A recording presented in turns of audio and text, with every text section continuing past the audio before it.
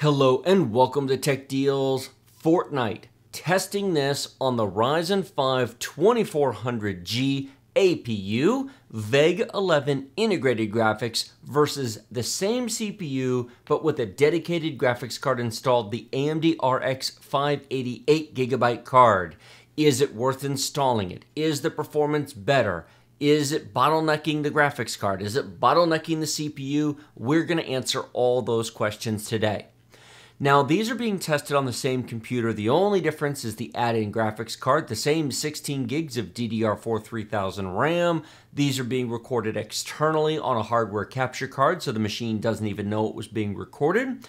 The only other difference is on the Vega 11 integrated graphics, low detail is selected with 100% render scale manually selected, because normally when you do low, the render scale gets put way down and it's ugly and ridiculous. And view distance was set to epic because, frankly, view range in this game is important. On the right-hand side, on the RX 580, we have high detail, which by default selects 100% scale, and then view range epic. So those are the detail settings. Now let's get on to the performance. Well, actually, that's kind of self-evident. Take a look at the left-hand side of the screen. At low detail, it is completely playable. And I actually have to say, I did not have a problem playing the game, but the frame rate is noticeably and dramatically smaller on the Vega 11 than it is on the RX 580, even with the lower detail setting, low versus high detail. Now, I understand many people play on the lowest detail regardless, even with a graphics card, but I set it to high just to show how much better the RX 580 really is. Now, there are two sections of the game I'm going to show you. This right here is resource collecting, and it's distinctly different than combat. I'm going to show you a bunch of combat, don't you worry, we're going to get to that in just a minute. Notice that both graphics cards are at 99% utilization. We are not stressing the CPUs overly here. In fact, the usage on the RX 580 is higher only because the frame rate is higher. Notice we're at 110, 120 frames per second, and then the usage is higher. Higher frame rates require more CPU. They require more GPU as well, but they do require more CPU. So in this section of the game where we're just smashing objects, we're resource collecting, I do some building here, and I made an effort on both sides to actually get in the game, not just hide and run around. I made an effort to get into the game, get into combat, shoot some people, and really give these a workout, and you'll see that here in just a second. The VRAM usage, you can see the difference between high and low. We're at about 1.1 gigabytes on the left versus 2.5 gigs on the right. Either way, well within the limits of both systems. And then the temps and everything else are within norms. The CPU is not overclocked, and I know some people will say, why not overclock the CPU? You'll get another 100, 200 megahertz out of it. It doesn't really make a difference.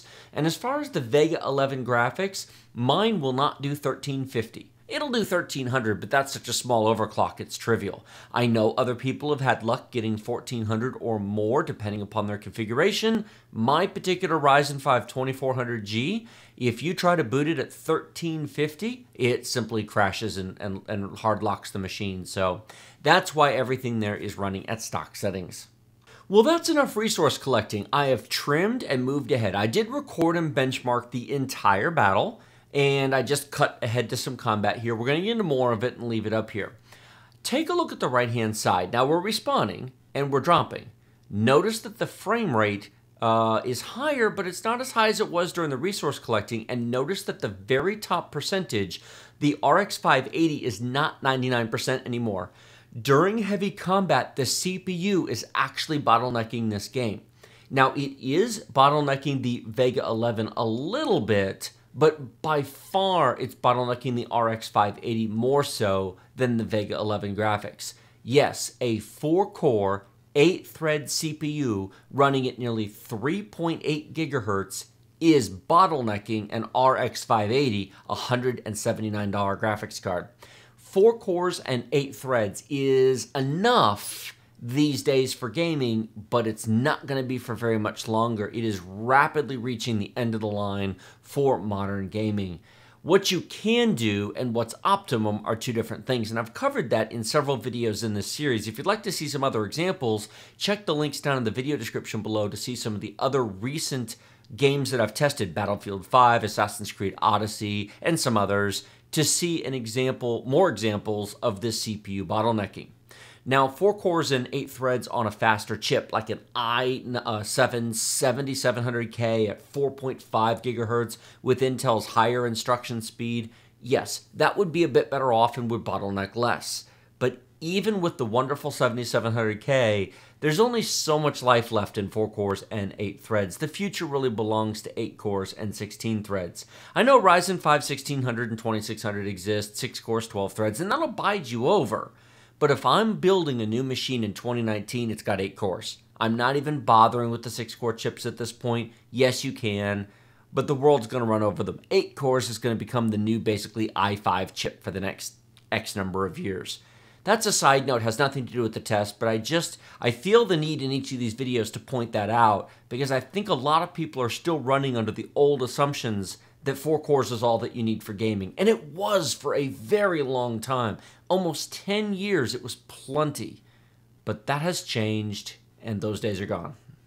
As you watch this combat, again, you'll notice we're not in the hundreds of frames per second on the right-hand side of the screen because of all the activity going on. You'll notice that I've actually been engaging in combat. I've been dying and respawning. I've been shooting at people, shooting at structures. I've been building. In fact, on the right-hand side at the moment, I took a break and thought, well, I'll just smash some stuff. But it gives you a chance to see what's going on there with the frame rate. Notice that we got up there to 115 frames a second.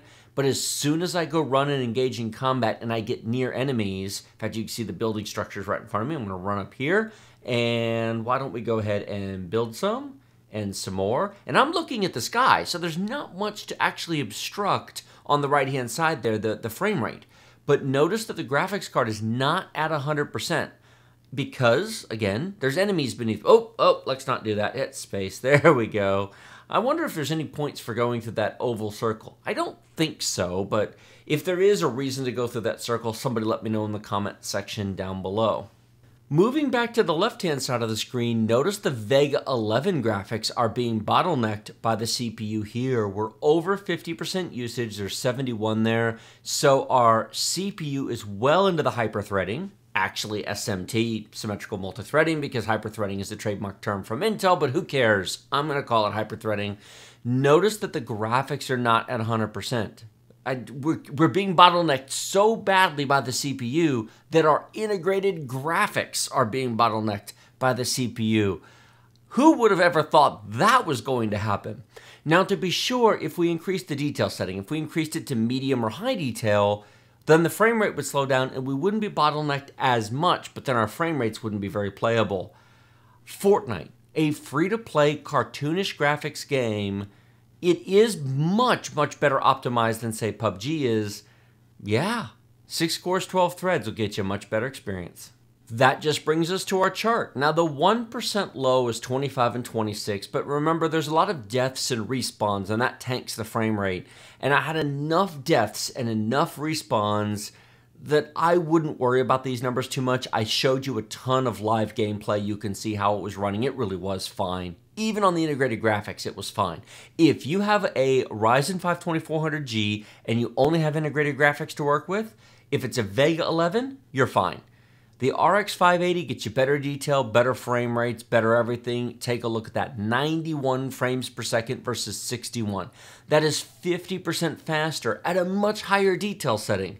You could certainly turn the detail down and it would go a little bit faster, but if you really want like hundreds of frames per second more often, then you really are going to need a faster CPU. All things considered, very impressive considering the ultra low price of this computer with or without the graphics card. Like this video if you like it, share it with your friends if you loved it. Remember to subscribe to my channel with that big huge red button directly below. Hit the bell notification icon next to that if you'd like to actually be notified when videos come out. Leave your comments down below. Check the links in the video description to all the other games I've tested, to the build on this computer itself, and then to all the various parts on Amazon Newegg for the CPU and for the graphics card. Thank you so much for watching. I will see all of you next time.